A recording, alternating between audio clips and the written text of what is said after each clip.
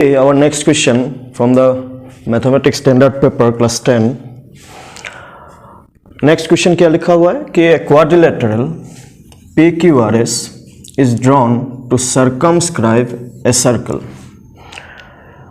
If PQ 12 cm, QR 15 RS. now circumscribe. ना यहाँ पे देख सकते हैं डायग्राम में दिया हुआ है, ये जो PQRS है इसको हम लोग क्या बोलते हैं, क्वाड्रिलेटरल।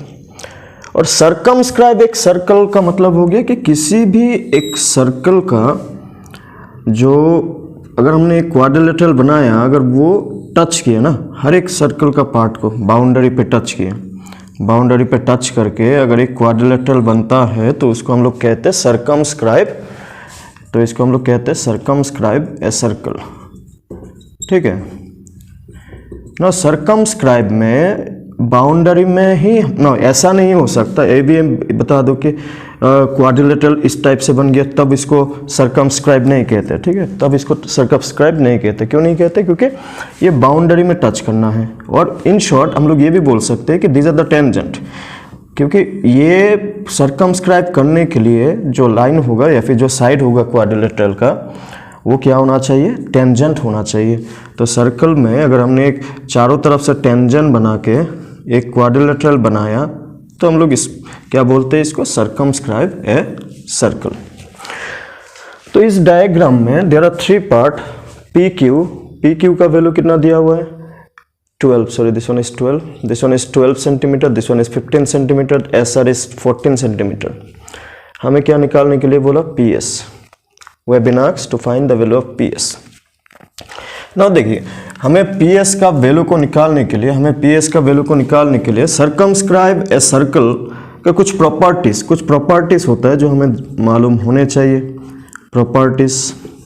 क्या प्रॉपर्टीज है कि जब भी कोई भी एक क्वाड्रिलेटरल एक सर्कल को सर्कमस्क्राइब करेगा तो जो ऑपोजिट साइड होते हैं, अगर मैं इसको PQRS दे दो क्वाड्रिलेटरल का नाम, तो हमेशा क्या होता है कि सम ऑफ, ये हमें याद रहने चाहिए जिससे क्वेश्चन बनता ही है, क्या होता है कि sum of opposite sides are equal. कोई भी सर्कमस्क्राइब ए सर्कल का, जब भी एक क्वाड्रिलेटरल एक सर्कल को सर्कमस्क्राइब करेगा तो जो क्वाड्रिलेटरल होता है उसका जो ऑपोजिट साइड होता है, ये साइड क्या है, ऑपोजिट साइड। तो इन दोनों का सम और इन दोनों का सम हमेशा क्या मिलता है, हमें इक्वल मिलता है। तो इसलिए हम लोग क्या प्रॉपर्टी बोलते हैं, sum of opposite sides are equal.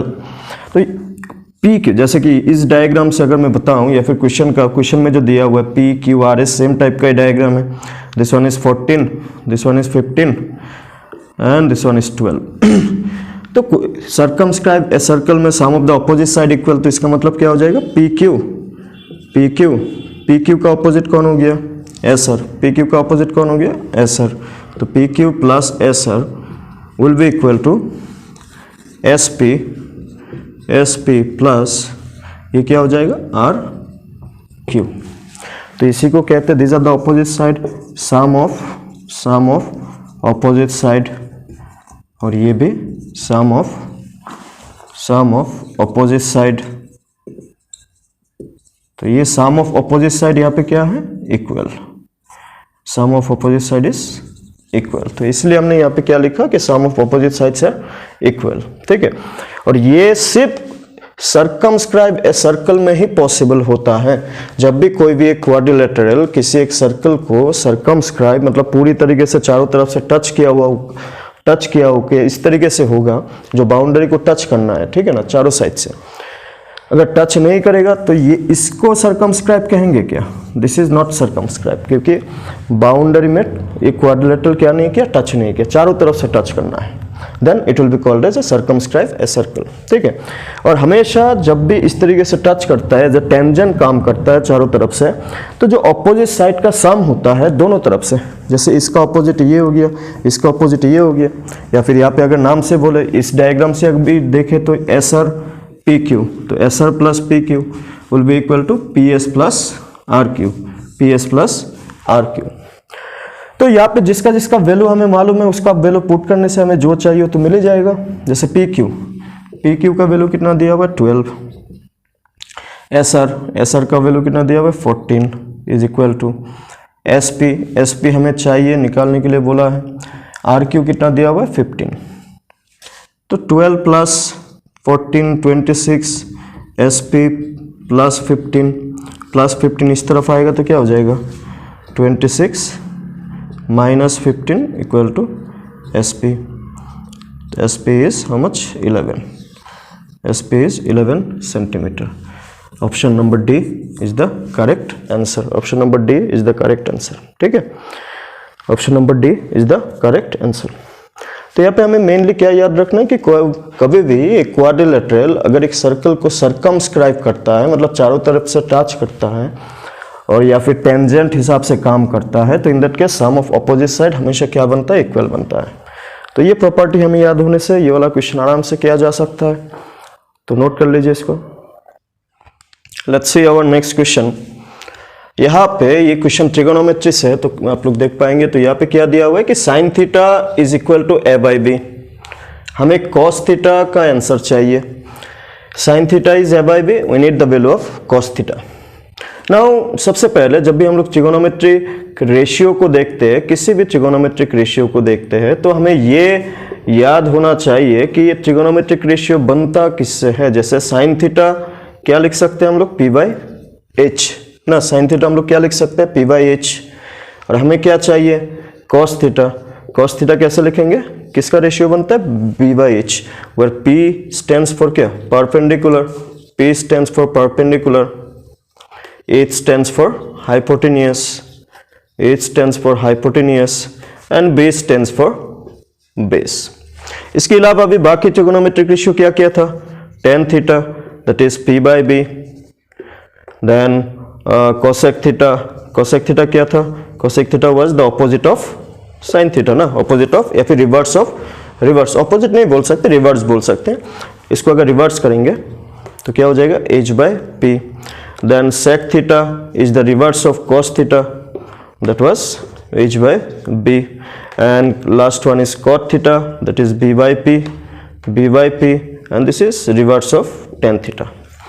तो हमें हमेशा इस टाइप का क्वेश्चन मिलना ही है और मिलेगा ही कि हमें इनमें से किसी भी एक ट्रिगोनोमेट्रिक रेशियो का जो आंसर है या फिर जो रेशियो है that will be given to you, और बाकी जो बचा हुआ ट्रिगोनोमेट्रिक रेशियो है उनमें से किसी का भी निकालने के लिए दे सकता है। जैसे यहाँ पे साइन थीटा का आंसर या फिर रेशियो दे के रखा हुआ है, हमें कॉस थीटा के लिए पूछा, हमें टेन भी पूछ सकता है, cosec, sec, cot, is possibility for every one of them. Now सबसे पहले जब भी हमें इनमें से किसी भी ट्रिगोनोमेट्रिक रेशियो का जो वैल्यू है, जो आंसर है, वो अगर दिया हुआ होता है तो सबसे पहले तो हमें रेशियो के साथ कंपेयर करना है। जैसे कि इस क्वेश्चन में साइन थीटा दिया हुआ है ए बाई बी, और sine theta ratio is made up with P by H. Now see you can look, हमें इस क्वेश्चन में वी हैव बीन हमें क्या दिया हुआ है, A by B is the answer of P by H. If we compare numerator में क्या लिखा हुआ है, p that is stands for perpendicular, और यहाँ पे न्यूमरेटर में क्या है, a, and this one is h and this one is b। लेकिन हमें cos थीटा निकालने के लिए हमें b चाहिए, बेस, वी नीड बेस ना, वी नीड बेस। तो p और h को लेके b कैसे निकाला जा सकता है, उसके लिए हमें पाइथागोरस फॉर्मूला यूज करना होगा। पाइथागोरस फॉर्मूला हमेशा हमें याद रहना चाहिए। पाइथागोरस फॉर्मूला ट्रिगोनोमेट्री में पाइथागोरस फॉर्मूला ज़्यादातर कहाँ पे यूज होता है, राइट एंगल ट्राइंगल पे, ये भी हमें ये ध्यान रहना चाहिए, राइट एंगल ट्राइंगल पे। राइट एंगल ट्राइंगल में क्या होता है कि जहाँ पे एक एंगल क्या होता है 90 का ऑपोजिट वाला साइड क्या कहते हैं, hypotenuse, then this one is base, this one is perpendicular. Pythagoras formula क्या है, hypotenuse square equal to base square plus perpendicular square, this is the ratio Pythagoras formula ना। यहाँ पे अगर हम यहाँ पे नोटिस कर सकते हैं, परपेंडिकुलर न्यूमरेटर में है, न्यूमरेटर में a है, तो we can take like let p equal to a, और एक कांस्टेंट एक्चुअली लगाना होता है। कांस्टेंट किस लिए, because a by B is in lowest form हम लोग मान के चल रहे हैं। तो हमेशा हमें कोई भी एक वैल्यू होता है रेशियो में, स्पेशली रेशियो में जैसे कि एग्जांपल के लिए अगर साइन थीटा यहाँ पे 2/3 भी लिखा हुआ होता तब भी इसको p बाई एच ही मानते, तो p numerator 2 numerator, so you would take p equal to 2k, h equal to 3k। तो रूल्स के मुताबिक हम लोग ऐसे एक कांस्टेंट लेके जब भी रेशियो में से पार्टिकुलरली किसी एक वैल्यू को लिखते हैं तो हमेशा कोशिश ये करना चाहिए कि उसके साथ एक कांस्टेंट लगा के उसको सॉल्व किया जाए। And h equal to b के। नाउ यहाँ पे हमें ये भी ध्यान में रखना है कि if you are solving the MCQs ना, अगर आप लोग एमसीक्यू को सॉल्व कर रहे हैं तो यहाँ पे हमें जरूरी नहीं है k को ले, बिकॉज अल्टीमेटली जब हम लोग इसको सॉल्व करेंगे या फिर जब हम लोग cos थीटा का वैल्यू निकालेंगे तो k जो कांस्टेंट हमने यहाँ पे लिया वो कैंसिल, वैसे भी कैंसिल होगा।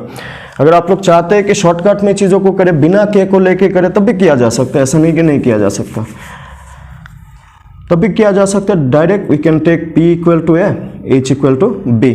तो in place of h you can put b square, and in place of p you can put, now see यहाँ पे और एक कंफ्यूजन है, h b then this one is also b, दोनों तो सेम अल्फाबेट नहीं हो सकता।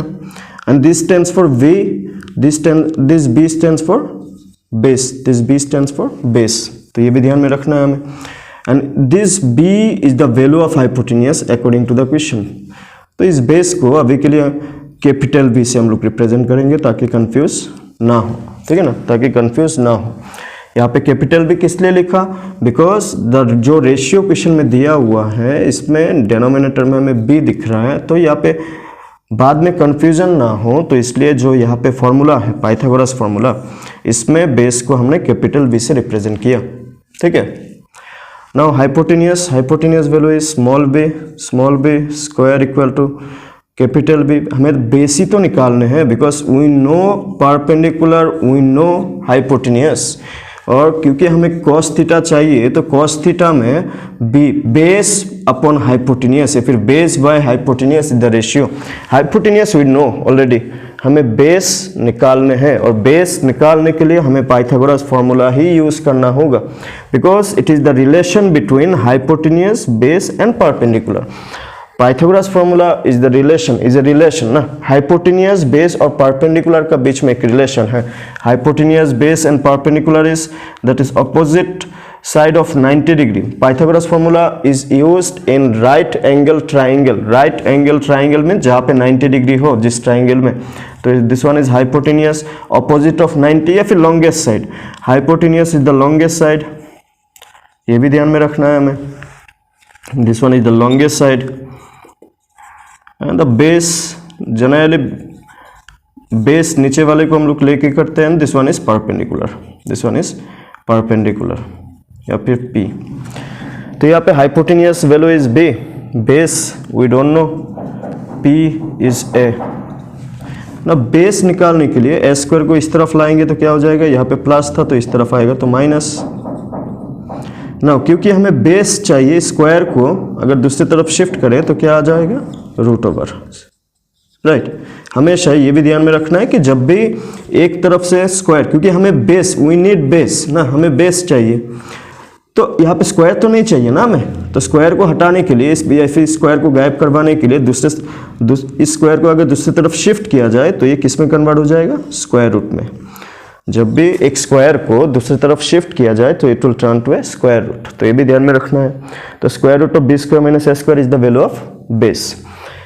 क्वेश्चन में क्या पूछा, cos theta, therefore cos theta किसका रेशियो से बनता है, base by hypotenuse, base by hypotenuse. तो cos theta base, what is the base value, this one is b square minus a square, ठीक है।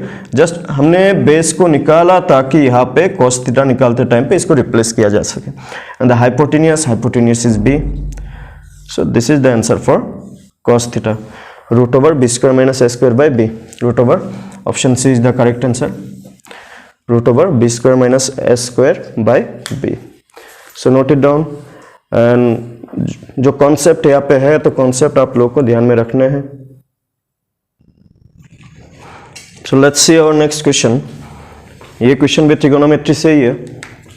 तो यहाँ पे हमें क्या निकालने के लिए बोला कि ब्रैकेट में sec a प्लस 10 है एक ब्रैकेट में, दूसरे ब्रैकेट में 1 माइनस साइन है।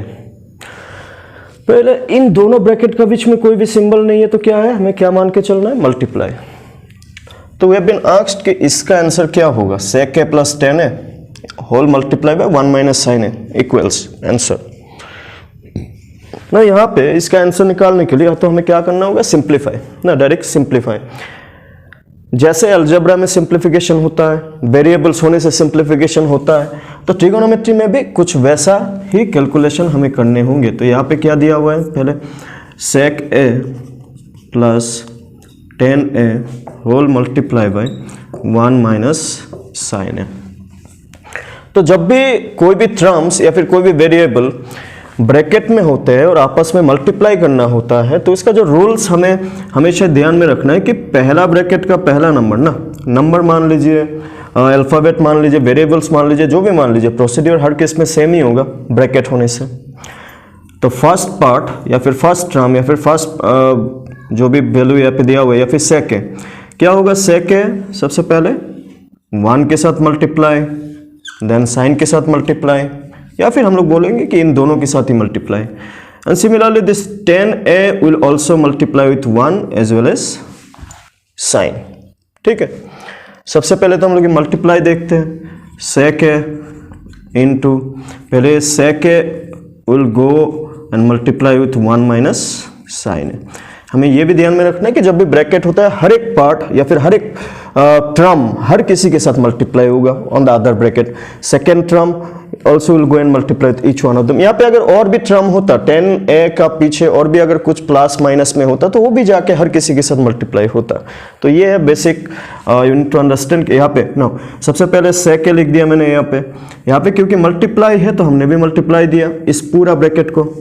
फिर जो सेकेंड टर्म है दैट इज प्लस 10 है, ये भी जाके इस पूरा ब्रैकेट के साथ क्या होगा, मल्टीप्लाई होगा।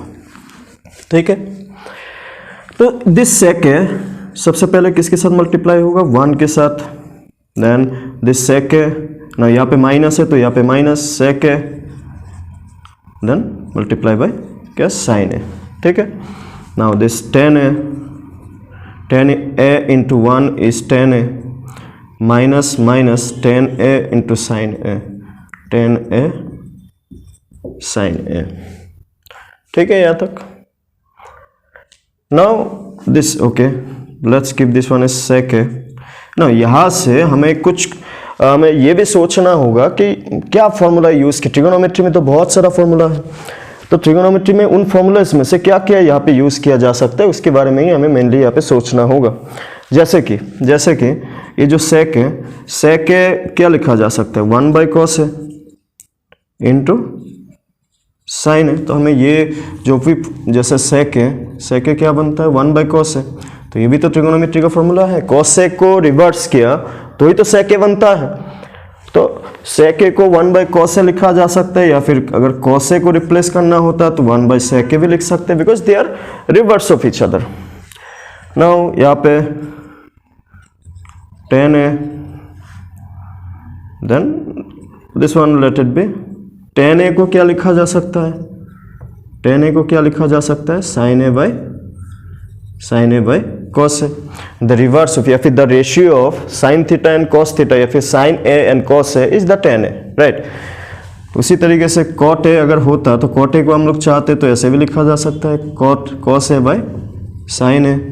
तो हमें देखना है किस हिसाब से या फिर क्या पुट करने से ज़्यादा पॉसिबिलिटी है कि आंसर मिलेगा ना। ये हमने 10a को इसी में रिप्लेस करने के लिए क्यों बोला, 10a को तो ऐसे भी रिप्लेस किया जा सकता ना, ऐसे भी रिप्लेस किया जा सकता था।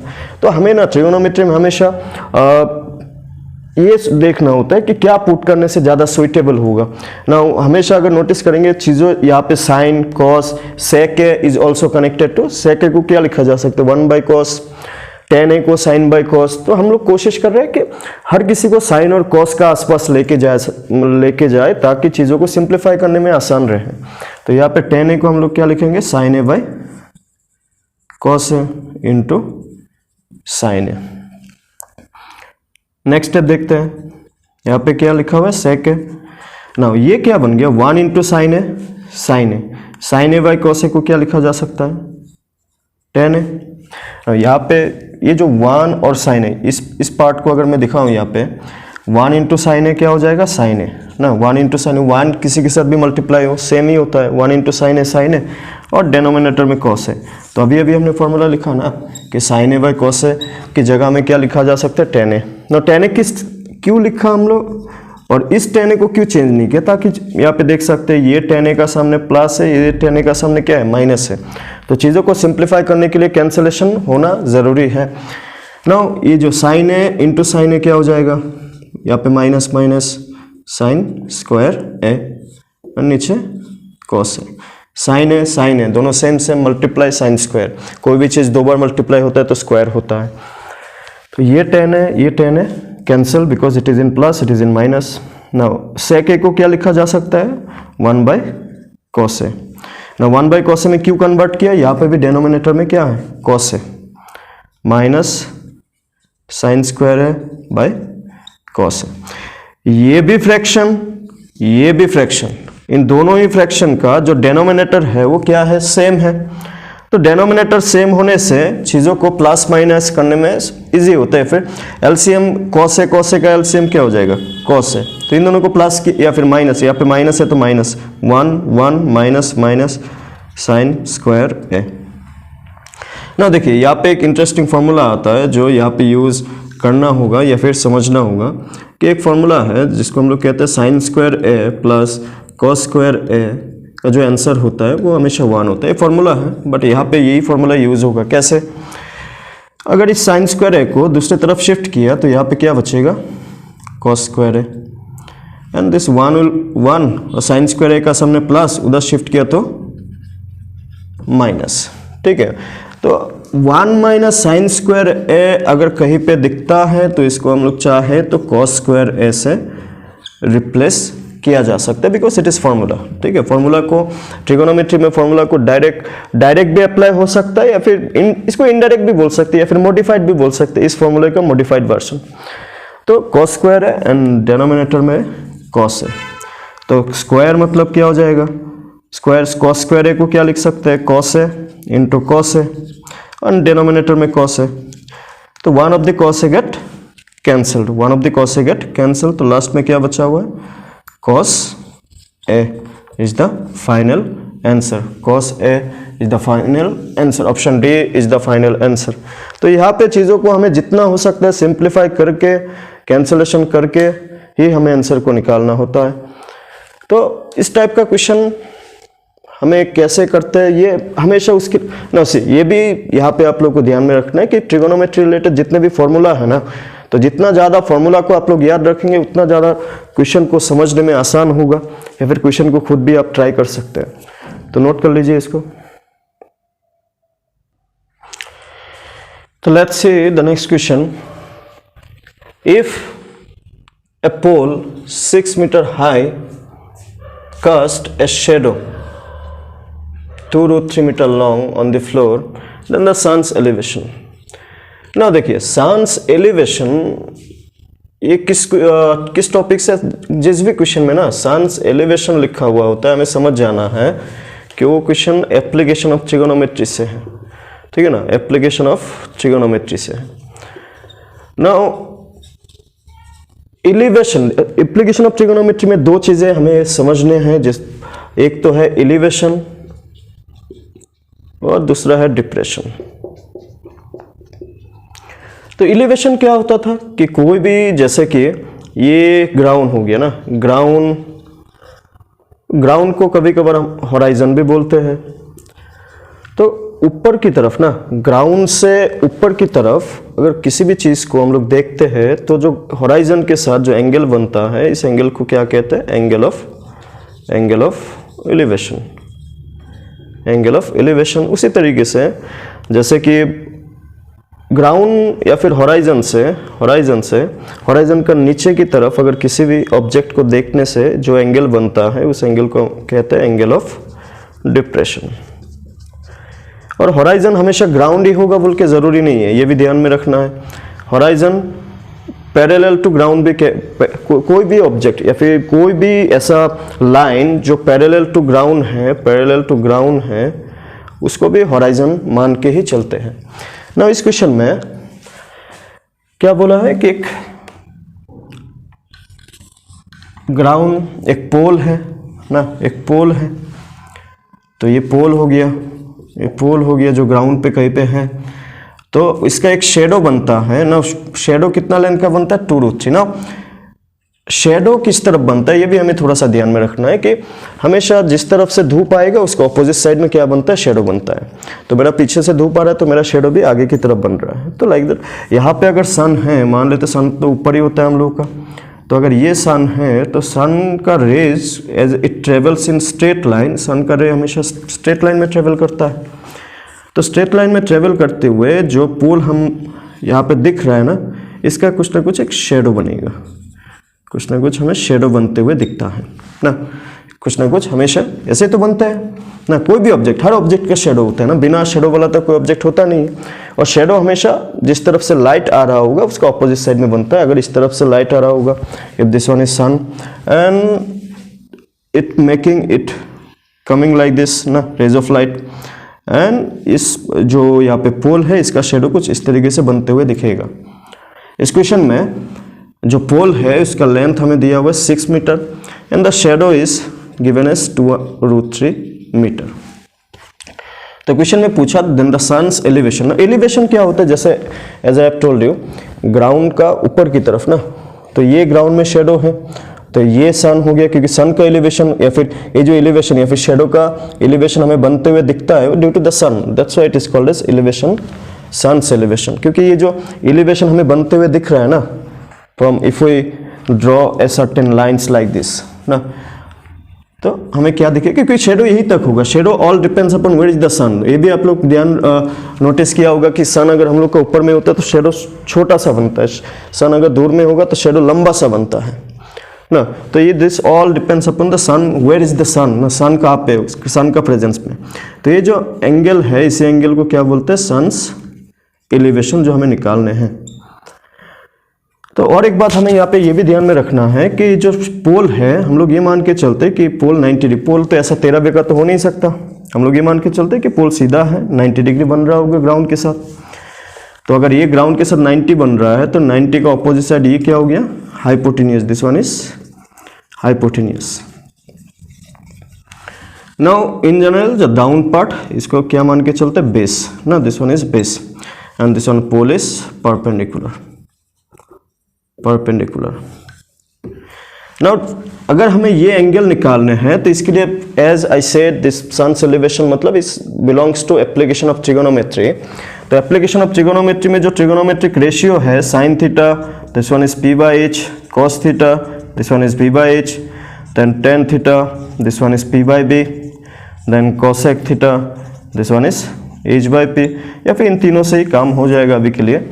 तो हमें यही देखना है कि इस एंगल को निकालने के लिए इनमें से मेनली PBH में से विच आर नोन, हमें कौन किसका किसका वैल्यू मालूम है तभी हमें आंसर मिलेगा ना। यहाँ पे if you see base value is known, perpendicular value is known, based upon P, B and H which are known we need to decide जिन दो वैल्यू हमें मालूम होगा उसके मुताबिक ही ट्रिगोनोमेट्रिक रेशियो डिसाइड होता है। ऐसा नहीं कि रैंडमली इस एंगल को निकालने के लिए साइन को यूज करेंगे, नहीं, हमें देखना है क्या क्या गिवन है ना। अगर हमें ये एंगल चाहिए तो हमें इस एंगल के मुताबिक या फिर जो इस ट्राइंगल के मुताबिक अगर बात करें तो हाइपोटेनियस का कोई काम नहीं है यहाँ पे। हमें perpendicular that is the length of pole ना, या फिर height of pole is given to you, the shadow of the pole is also given to you. तो अकॉर्डिंग टू दिस डायग्राम ये base and this one is perpendicular. तो perpendicular और base ये दोनों का वैल्यू हमें नोन, वी नो ना, हमें मालूम है। तो इन दोनों से रिलेटेड क्या ट्रिगोनोमेट्रिक रेशियो बनता है, P by B that is tan theta.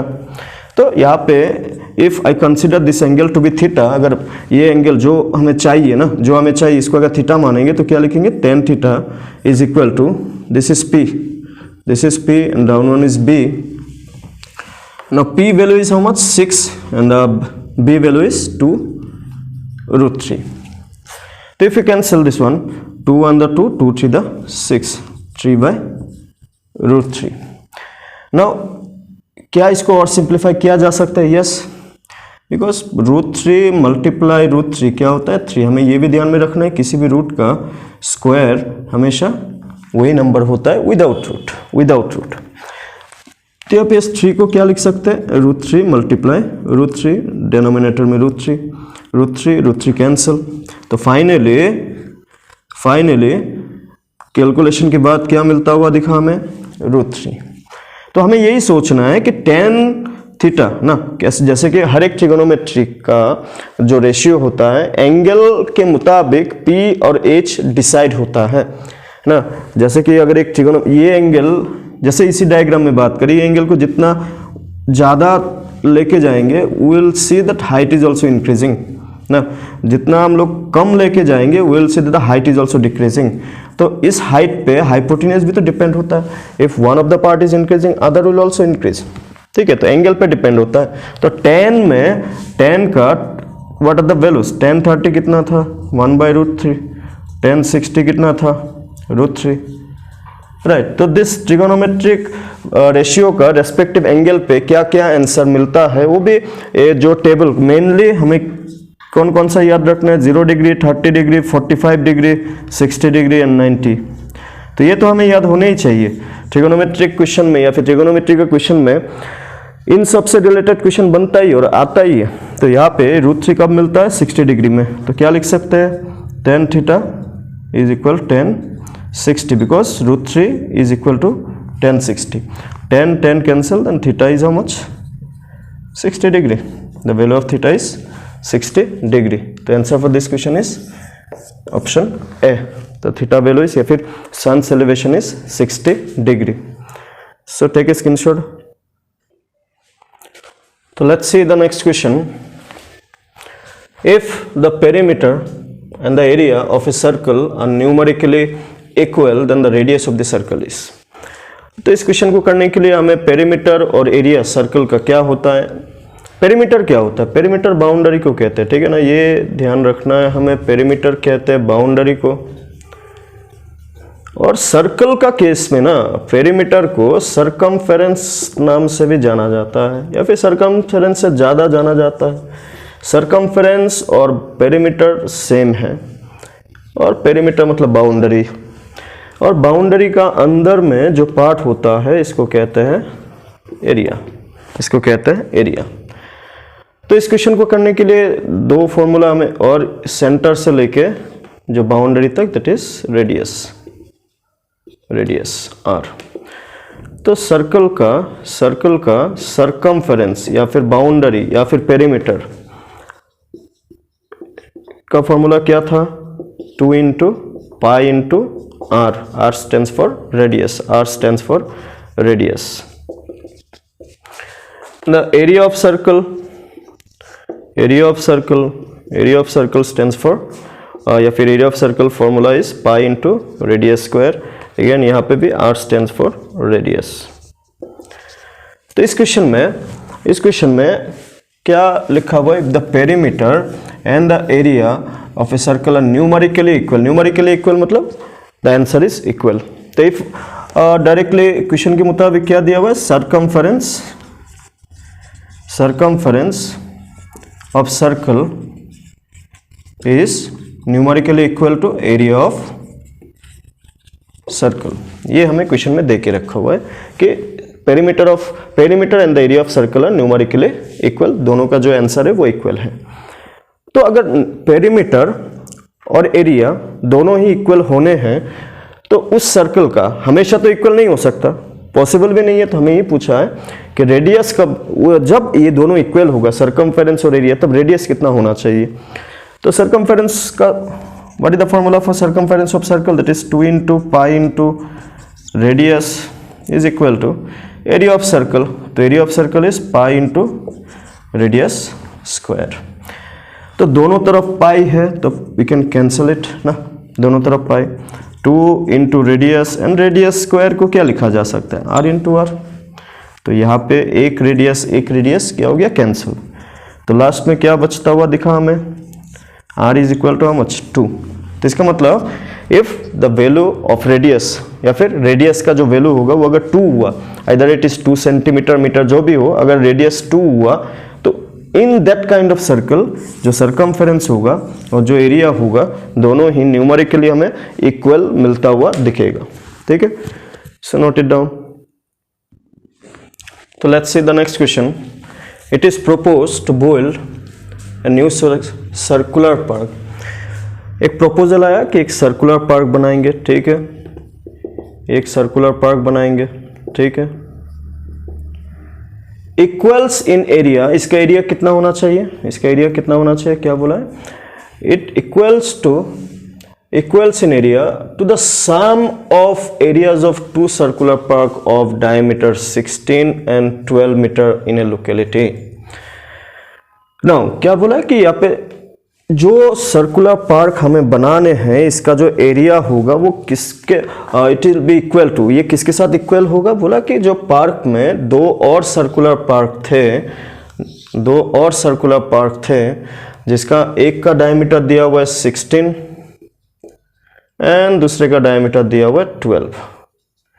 तो क्वेश्चन में ये बोला है कि ये जो नया सर्कुलर पार्क बनना है इसका जो एरिया होगा वो इन दोनों सर्कल का एरिया को मिला के जितना एरिया बनेगा इसका एरिया अकेला उतना ही होगा। ठीक है, क्वेश्चन को फिर से देख लीजिए। It is proposed to build a new circular park, a new circular park equal in area to the sum of the areas of two circular park of diameter 16 meter and 12 meter locality। एक circular park बनाने हैं जिसका area locality में जो दो और circular park था, area of circular park था, दो सर्कुलर पार्क, एक का डायमीटर 16 एक का डायमीटर 12, इन दोनों का एरिया को कंबाइन करके जितना एरिया बनेगा तो इसका एरिया इतना होना चाहिए। ठीक है, तो this is the question. Now क्योंकि एरिया बोला है तो यहाँ पे इस सर्कल में डायमीटर देख के रखा हुआ है, कितना डायमीटर देख के रखा हुआ है 16।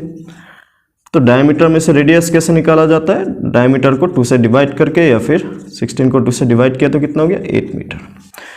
तो ये जो पहला सर्कल है इसका रेडियस, नाउ सी ये भी सर्कल है, ये भी सर्कल है, ये भी सर्कल है। तो बेसिकली जब हम लोग एरिया लिखते हैं तो हम क्या लिखते हैं, area of circle, area of circle, क्योंकि यहाँ पे तो एरिया का ही बात हो रहा है ना, तो we will go with the area of circle. Area of circle pi are square, r stands for radius.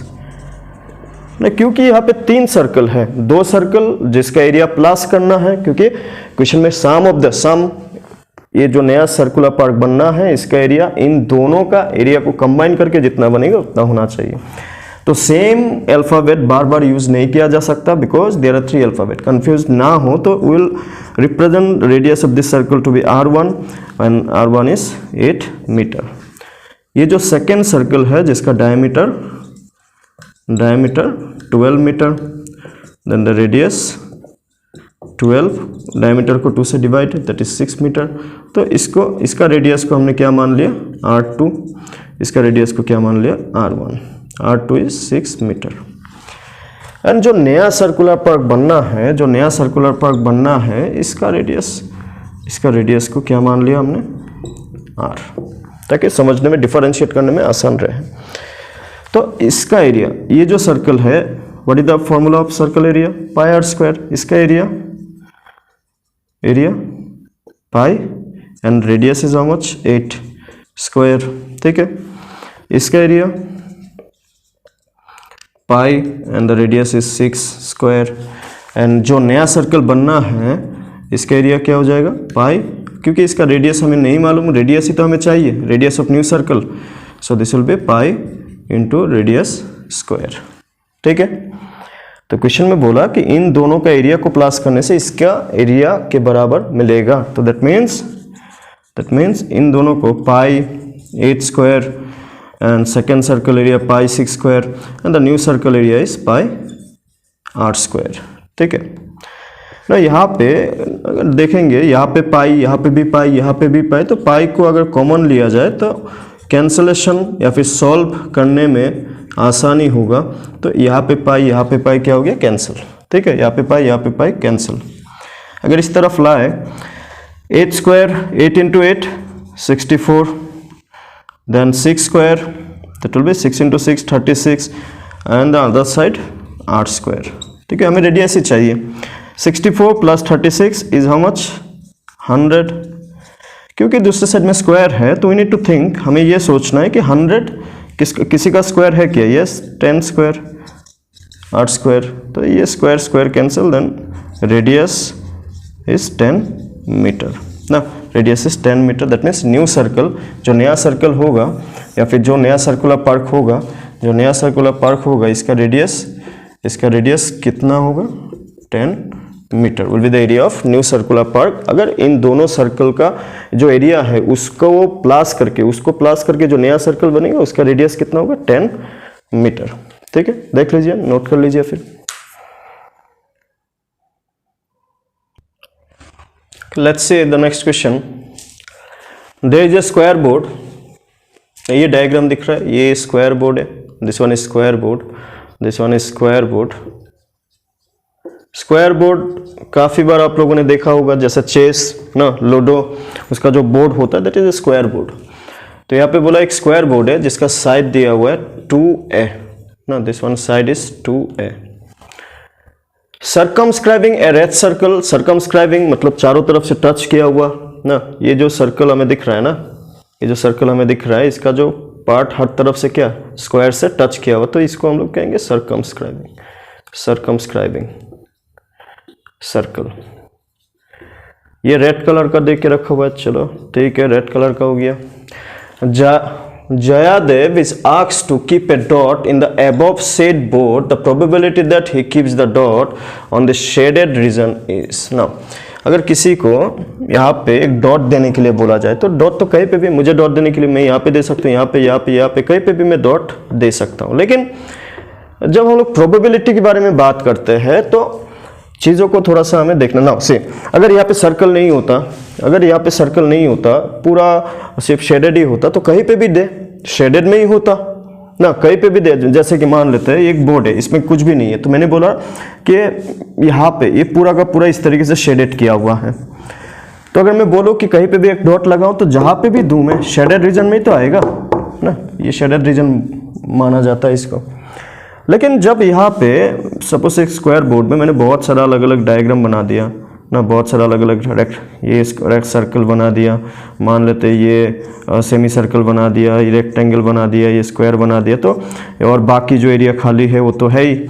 तो अभी अगर मुझे डॉट यहाँ पे कहीं पे देने के लिए बोले, तो मैं यहाँ पे दिया तो सेमी सर्कल में दिया, यहाँ पे दिया तो सर्कल में दिया, यहाँ पे दिया तो स्क्वायर में दिया, यहाँ पे दिया तो रेक्टेंगल में दिया, यहाँ पे दिया तो इन सब के अलावा जो जगह है उसमें दिया, या फिर इसको अगर शेडिंग किया हुआ होगा तो शेडिंग वालों में दिया। तो इस लॉजिक के मुताबिक हमें ये देखना होता है कि हमें कहाँ पे किसके लिए बोला है, said that the probability that he keeps the dot on the shaded region. तो हमें एक्चुअली ये जो शेडेड रीजन हमें दिख रहा है ना, इसका एरिया ना उसी, क्योंकि we have a big area ना, उसमें अगर प्रोबेबिलिटी के बारे में बात करें तो सबसे पहले तो कंप्लीट एरिया कितना है वो हमें चाहिए, क्योंकि प्रोबेबिलिटी का जो फॉर्मूला क्या है, नीचे हम लोग लिखते हैं टोटल नंबर ऑफ इवेंट ना, यहाँ पे तो ये नंबर तो नहीं है, यहाँ पे नंबर तो टोटल नंबर ऑफ इवेंट लिखते हैं, मतलब टोटल पॉसिबिलिटी कितने होते हैं ना, यहाँ पे तो नंबर तो नहीं है, लेकिन जब हम लोग टोटल बोलते हैं तो डेनोमिनेटर के लिए कंप्लीट मान के चलते हैं कि उस बोर्ड में जितना भी एरिया है that is the total part. और ऊपर हम लोग लिखते हैं favourable to E. Favourable to E का मतलब हो गया कि हमें जो चाहिए ना, हमें अगर यहाँ पे सर्कल के लिए प्रोबेबिलिटी ढूंढना है तो सर्कल का एरिया ऊपर एंड कंप्लीट एरिया नीचे। उसी तरीके से अगर यहाँ पे मैं हेमिस्फीयर सेमी सर्कल में बोलता कि सेमी सर्कल में डॉट लगाने का प्रोबेबिलिटी या फिर चांस क्या है मेरा, तो जो सेमी सर्कल का एरिया है वो ऊपर होगा और जो टोटल एरिया है वो नीचे होगा। तो ये लॉजिक होता है यहाँ पे।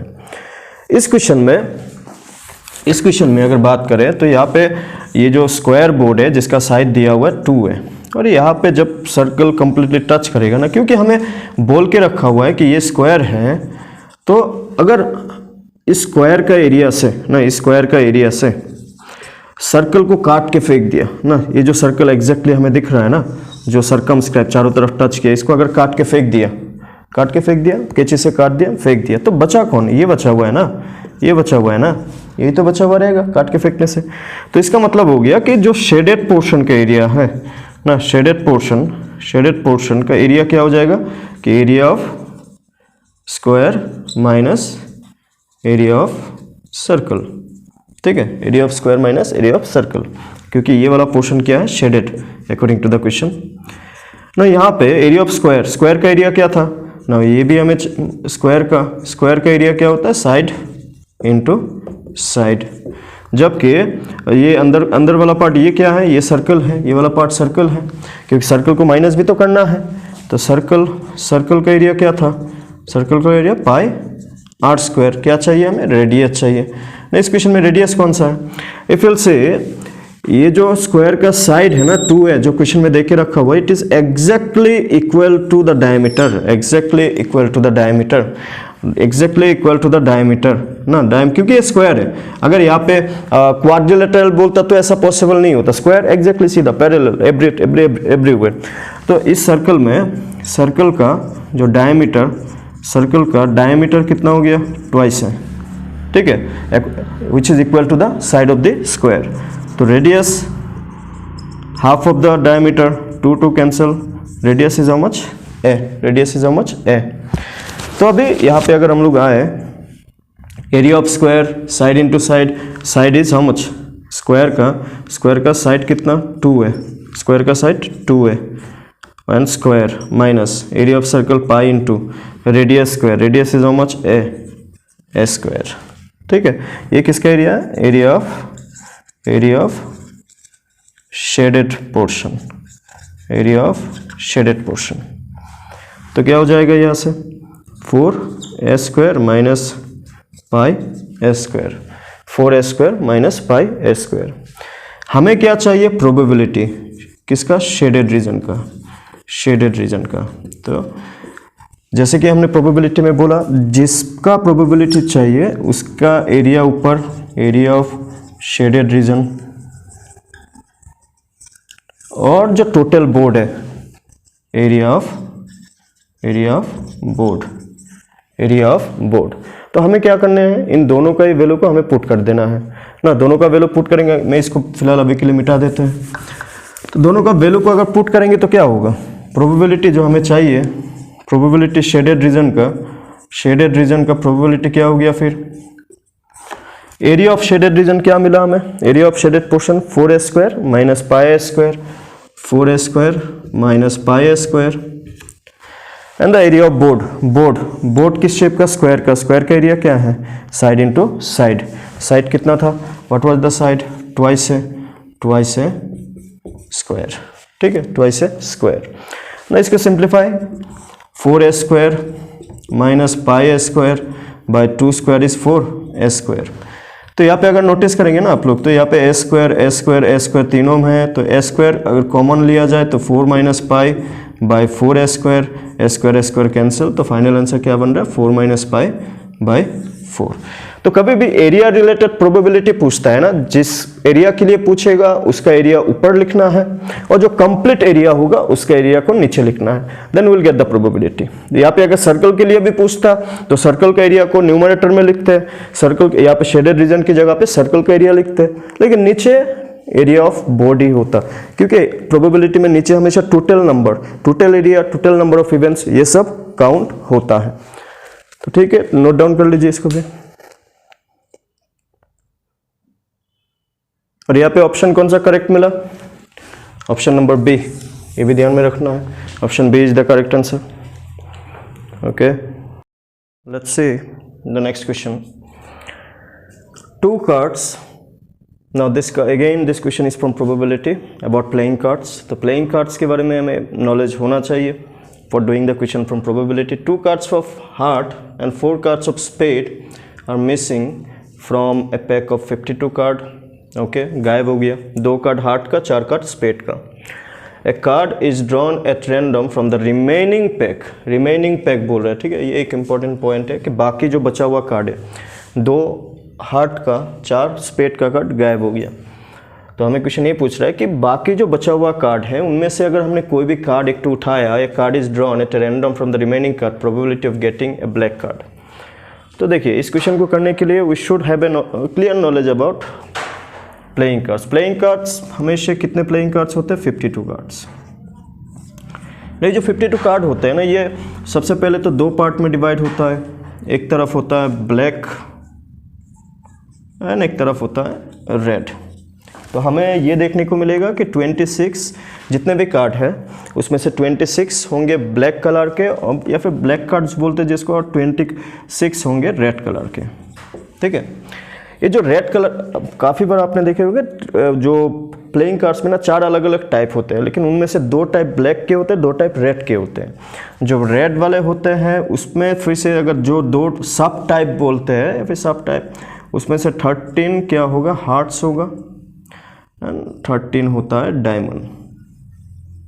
तो डायमंड कुछ इस टाइप का आप लोग देखेंगे तो heart. And this one 26 black में से 13 होता है स्पेड, एंड बाकी 13 हो गया क्लब, बाकी 13 हो गया क्लब। ठीक है, तो ये सबसे पहले हमें ध्यान रखना है ना। यहाँ पे क्वेश्चन में 2 कार्ड्स हार्ट का ना, सबसे पहले चलिए ये सबसे पहले जो नॉलेज हमें इतना तो मालूम होना ही चाहिए। इसके अलावा ये जो 13 कार्ड्स होते हैं इसके बारे में भी अगर बता दें, ये 13 कार्ड्स कौन कौन से होते हैं, A 2 3 4 5 6 7 8 9 10 J Q K।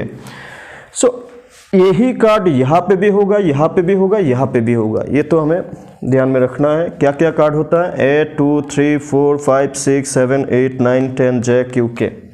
ये जो A होता है, A को कहते हैं S, J stands for Jack, Q stands for Queen and K stands for King। और इन तीनों को मिला के फेस कार्ड बोला जाता है, तो ये भी ध्यान में रखना है। तो फेस कार्ड कितने हैं, यहाँ पे 3, यहाँ पे 3, यहाँ पे 3, यहाँ पे 3, टोटल 12। एस कितने हैं, यहाँ पे 1, यहाँ पे 1, यहाँ पे 1, यहाँ पे 1। ठीक है, तो हर एक नंबर 4 बार होता है, जितने भी हमने यहाँ पे लिखा they all are 4 times. Queen कितने हैं, 1 2 3 4। ठीक है, तो हमेशा जब भी हम लोग कोई भी प्लेइंग कार्ड्स प्रोबेबिलिटी के लिए अगर कार्ड हम लोग फुल बंडल से उठाया तो डिनोमिनेटर में हमेशा हमें 52 लिखना होता है। लेकिन यहाँ पे क्वेश्चन में क्या बोला, अभी इस क्वेश्चन को देखते हैं। टोटल 52 कार्ड थे। ठीक है, 52 कार्ड में से क्या क्या मिसिंग हो गया, 2 cards of heart, 2 cards of, 2 card missing हो गया, कमती हो गया इसलिए माइनस किया। And 4 card of spade, 4 card of spade, ये 2 कार्ड, ये हार्ट का 2, हार्ट का 2 कार्ड और 4 स्पेड का क्या हो गया, मिसिंग हो गया, they went miss, they missing हो गया। ठीक है, तो अभी कार्ड लेफ्ट कितना ना, यहाँ पे सी, हाँ, a card is drawn at random from the remaining card ना, रिमेनिंग पैक। तो सबसे पहले तो रिमेनिंग कितने हैं ये हमें ध्यान में रखना है। रिमेनिंग 52 में से 2 गया, 50 50 46, 46 are the remaining cards, remaining cards. Now ये जो 2 कार्ड मिसिंग हुआ ना, ये जो 46 कार्ड है इसमें क्या क्या कार्ड है इसको भी हम लोग समझ लेते हैं। क्वेश्चन में क्या बोला, 4 card of spade are missing, spade ना, स्पेड किस कलर के, ब्लैक। क्लब मिसिंग है क्या, नहीं ना। यहाँ पे जो 46 कार्ड है इसमें क्या क्या कार्ड है, स्पेड के कितने हैं, स्पेड के कितने हैं, स्पेड हो गया 13 होना चाहिए, जिसमें से 4 मिसिंग है। 4 card of spade are missing, 13 होने चाहिए थे, 4 कार्ड मिसिंग है, मतलब कितने हैं, 9 ना, कितने हैं, 9। क्लब, क्लब में से कोई भी मिसिंग नहीं है, 13 क्लब, तो क्लब, क्लब कितने हैं, 13। और यही दोनों को क्या बोला जाता है, ब्लैक बोला जाता है ना, यही दोनों को। तो ये दोनों क्या है, ब्लैक। और ब्लैक टोटल कितने हैं, क्योंकि 4 कार्ड तो मिसिंग हो गया, होना चाहिए था 26, जिसमें से 4 ब्लैक, स्पेड तो ब्लैक ही है ना, तो 26 में से 4 कार्ड ब्लैक हो गया, तो यहाँ पे आप लोग देख सकते हैं 22 आर द ब्लैक कार्ड्स। ठीक है, तो इसी 46 में रेड कितने हैं ना, हार्ट का भी तो 2 मिसिंग हुआ ना, हार्ट का भी तो 2 मिसिंग हुआ, तो हार्ट कितने होंगे, हार्ट का भी तो 13 ही होते हैं, जिसमें से 2 कार्ड हार्ट का भी तो मिसिंग है, तो कितना है 13 - 2 11। और डायमंड का तो कोई भी मिसिंग नहीं है, ऐसा कुछ भी नहीं बोला, तो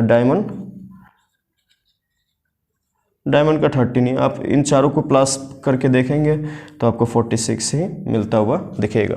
ठीक है ना, 46 ही मिलता हुआ दिखेगा।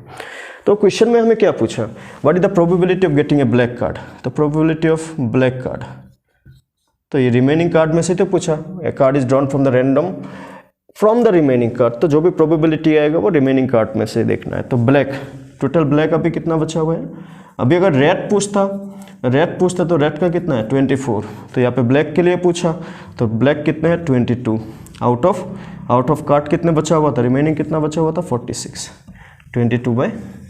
46 इज द आंसर। अगर इसी क्वेश्चन में अगर हमें रेट के लिए पूछता, प्रोबेबिलिटी ऑफ रेट के लिए पूछता, तो रेट कितने हैं अभी, रेट 24, इन दैट केस 24/46 हम लोग लिखते हैं, ठीक है ना। ये ब्लैक के लिए आंसर है। अगर रेड के लिए पूछता तो ये रेड के लिए आंसर होता, ठीक है। ये रेड के लिए आंसर, अभी फिलहाल ब्लैक के लिए पूछा तो 22/46, ठीक है, नोट इट डाउन। तो let's C question again, this question from statistics, upper limit of model class of the given information. तो मॉडल क्लास, चलिए ये जो इन्फॉर्मेशन देख के रखा हुआ है ना किसी स्टूडेंट का ना, जैसे कि एक हॉस्टल में बहुत सारे लड़कियां होते हैं गर्ल्स हॉस्टल में, तो वैसे ही यहाँ पे जो सबका अगर हाइट हमने नापा और हमने बोला कि बिलो 140 सेंटीमीटर कितने स्टूडेंट है, टोटल 4। बिलो 145 सेंटीमीटर, ये सेंटीमीटर में बात हो रहा है, ठीक है ना, कितने स्टूडेंट है, 11 ना। यहाँ पे ध्यान देने वाली बात ये है कि जब हम लोग बिलो 145 बोलते हैं तो बिलो 140 वाला भी काउंट होता है, ठीक है। 145 से कम बिलो ना जितने भी है ये भी काउंट हो रहा है। जब 150 बिलो 150 से कम, तो जितने हैं 150 से कम ये इतना, ये टोटल, ठीक है ना, ये टोटल है। बिलो 155, बिलो 160, बिलो 165 ना। जब भी हमें मॉडल क्लास निकालना होता है तो हमें चाहिए फ्रीक्वेंसी चाहिए as well as class interval चाहिए। यहाँ पे तो क्लास इंटरवल नहीं दिया, लेकिन हमें क्लास इंटरवल ऐसा टाइप का इंफॉर्मेशन से क्लास इंटरवल कैसे निकाला जाता है ये ध्यान से दे आप लोग यहाँ पे नोटिस कीजिए। मैं पूरा टेबल एक बार बना देता हूँ। हाइट यहाँ पे below 140, below 145, below 160, below 150, then this one is below 155, then this one is below 160 and this one is below 165। और यहाँ पे हमें नंबर ऑफ गर्ल्स, नंबर कितना दिया हुआ है, number of girls is given here, it is 4, 11, 29, 40, 46, 51। Now से model class हमें चाहिए, model class, upper limit of model class mode के लिए निकाला जाता है, और मोड निकालने के लिए हमें मैक्सिमम फ्रीक्वेंसी को देखना होता है। मैक्सिमम फ्रीक्वेंसी कहाँ पे है ना, मैक्सिमम फ्रीक्वेंसी निकालने के लिए यहाँ से हमें क्लास इंटरवल बनाना बहुत ही ज़रूरी है ना। क्लास इंटरवल बनेंगे तभी हमें फ्रीक्वेंसी भी मिलेगा। क्लास इंटरवल बनाने के लिए ना यहाँ पे गैप को नोटिस कीजिए, 140, 145, 150, 155, 160, 165। तो कहीं ना कहीं यहाँ पे जो गैप है वो 5 का गैप है ना, 5 का। तो बिलो 140 में भी 5 आगे जाएंगे हम लोग।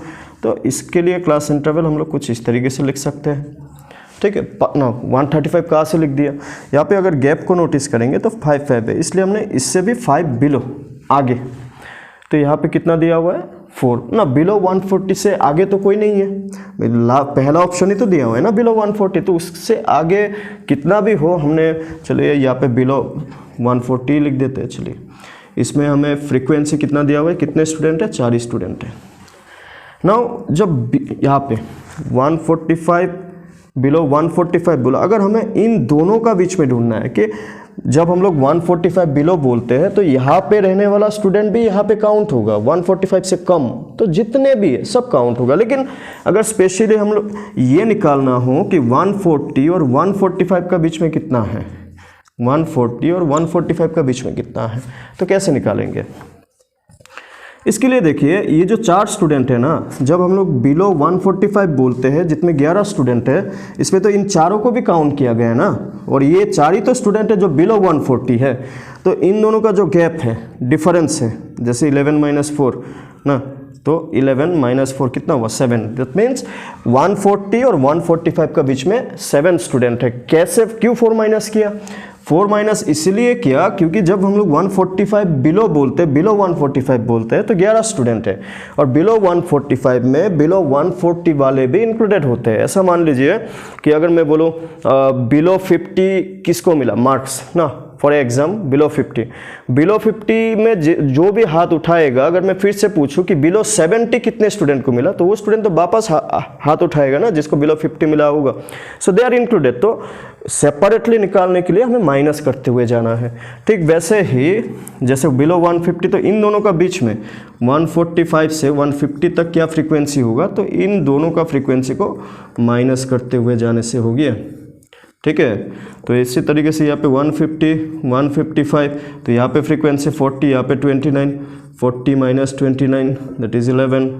देन इन दोनों का बीच में 155 to 160 that will be 46 minus 40 that is 6। Then 160 and इन दोनों का बीच में कितने होंगे, तो कंटिन्यूअस फ्रीक्वेंसी को माइनस करते हुए ही हम लोग क्या निकाल सकते हैं, class interval as well as frequency को निकाल सकते हैं। 160 to 165 that is 51 minus 46 that is 5। तो एक बार हमें फ्रीक्वेंसी मिल जाए ना, एक बार हमें फ्रीक्वेंसी मिल जाए, these are the frequency, okay, these are the frequency, these are the frequency. तो मॉडल क्लास निकालना, मतलब मॉडल क्लास किसके लिए निकालते हैं, मोड के लिए। मोड निकालने के लिए सबसे पहले क्या देखना होता है, मैक्सिमम फ्रीक्वेंसी। तो ये जो फ्रीक्वेंसी हमने निकाला, यहाँ पे मैक्सिमम फ्रीक्वेंसी क्या दिख रहा है, मैक्सिमम फ्रीक्वेंसी, मैक्सिमम फ्रीक्वेंसी हमें क्या दिख रहा है, 18। और मैक्सिमम फ्रीक्वेंसी जिस क्लास इंटरवल में भी होगा उसी को क्या कहते हैं, मॉडल क्लास। मैक्सिमम फ्रीक्वेंसी जिस क्लास इंटरवल में भी होगा उसी को कहते हैं मॉडल क्लास। तो ये भी हमें ध्यान देने वाली बात है। मॉडल, जब भी मोड निकालना होता है तो मॉडल क्लास का ज़रूरत होता है। तो मॉडल क्लास निकालने के लिए सबसे पहले तो मैक्सिमम फ्रीक्वेंसी कौन है उसको देखना होता है। मैक्सिमम फ्रीक्वेंसी यहाँ पे कौन है, 18 है। फ्रीक्वेंसी कैसे निकाला, कंटिन्यूअस माइनस करके, बिकॉज हमें यहाँ पे क्लास इंटरवल नहीं दिया हुआ था तो क्लास इंटरवल हमने बनाया। तो हमें क्वेश्चन में क्या पूछा, अपर लिमिट। अपर लिमिट से क्लास इंटरवल में जो पहले लिखा होता है इसको कहते हैं लोअर लिमिट, और जो पीछे लिखा होता है इसको कहते हैं अपर लिमिट, इसको कहते हैं अपर लिमिट। तो इसमें आंसर कितना है, 150। तो answer is 150 is the answer, 150 is the answer. तो ये इस टाइप का इन्फॉर्मेशन शायद बिलो हो या फिर एबोव हो, उसमें से क्लास इंटरवल कैसे बनाया जाता है, गैप को नोटिस करके, गैप को नोटिस करके क्लास इंटरवल बनाना होता है। और फ्रीक्वेंसी को, ये जो नंबर ऑफ सम, ये सम में दिया हुआ है, इसको क्यूमुलेटिव फ्रीक्वेंसी भी कहते हैं, क्यूमुलेटिव फ्रीक्वेंसी। तो कंटिन्यूअस माइनस करके फ्रीक्वेंसीज को इंडिविजुअल फ्रीक्वेंसीज निकाला जा सकता है। ठीक है, तो नोट कर लीजिए इसको भी। तो question number 19 is assertion and reasoning. Assertion basically एक स्टेटमेंट दिया हुआ होता है क्वेश्चन में, और रीज़न उस स्टेटमेंट को वेरीफाई करते हुए एक रीज़न भी दिया हुआ होता है। हमें ये देखना होता है कि इनमें से कौन सा करेक्ट है, या फिर दोनों ही करेक्ट हो सकता है, ये एक दूसरे के लिए करेक्ट हो सकता है, एक दोनों ही करेक्ट हो सकता है, एक दूसरे के ऑपोजिट करेक्ट हो। इसमें 4 ऑप्शन होते हैं, एक में असर्शन राइट, रीज़न राइट, और दोनों एक दूसरे के लिए राइट। एक में असर्शन राइट, रीज़न राइट, लेकिन एक दूसरे के लिए नहीं होता। किसी में 4 ऑप्शन, एक में असर्शन राइट, रीज़न रॉन्ग, एक में असर्शन रॉन्ग, रीज़न राइट। यही 4 ऑप्शन हमें हमेशा असर्शन एंड रीजनिंग में देखने को मिलता है। इन दोनों में डिफरेंस यही है कि असर्शन एक स्टेटमेंट होता है, रीज़न उसी स्टेटमेंट को वेरीफाई करने के लिए कुछ एक रीज़न लिखा हुआ होता है। तो हमें देखना होता है कि एक दूसरे के लिए है, या फिर असर्शन एक स्टेटमेंट लिखा हुआ है, रीज़न कुछ और लिखा हुआ है, तो लेकिन रीज़न भी करेक्ट है, किसी और के लिए करेक्ट है, तब एक दूसरे के अपोजिट या फिर जो सेकेंड ऑप्शन होता है वो करेक्ट होता है। तो यहाँ पे हमें क्वेश्चन को देखना है। ये एक डायग्राम दे के रखा हुआ है, नीचे वाला कोन, ऊपर हेमिस्फीयर। हमें क्या बोला, total surface area of the top is the sum of the curve surface area of hemisphere and the cone. ना सी कभी भी कोई भी दो ऑब्जेक्ट ना एक दूसरे के ऊपर में होता है, सरफेस एरिया बेसिकली जो हमें दिख रहा है, बाहर से जो दिख रहा है, और बाहर से ये जो CS है, कर्व सरफेस एरिया किस लिए लिखा हुआ है कि जब भी, जैसे कि ये कोन हो गया ना, ये कोन हो गया, कोन का ये वाला हिस्सा और छोड़ के अगर इसका एरिया निकाला जाए तो इसको कहते हैं कर्व CS है, कर्व सरफेस एरिया। अगर इसको भी इंक्लूड करें, अगर इसको भी इंक्लूड करें तब ये बन जाता है टोटल सरफेस एरिया। ठीक है, लेकिन जब यहाँ पे ये सिर्फ कोन होता तो ये एक सरफेस है इसका, लेकिन यहाँ पे अगर हेमिस्फीयर लगा दिया तो इसको तो ढक लिया ना, ये तो नहीं दिख रहा है ना, ये वाला हिस्सा तो कुछ इस टाइप का दिख रहा है। इसी टाइप का हेमिस्फीयर का ये अगर हमने इसको हेमिस्फीयर माना तो ये वाला हिस्सा को सिर्फ एरिया निकालेंगे तो कार्व सरफेस एरिया, जब इसका एरिया भी साथ में निकालेंगे तो टोटल सरफेस एरिया।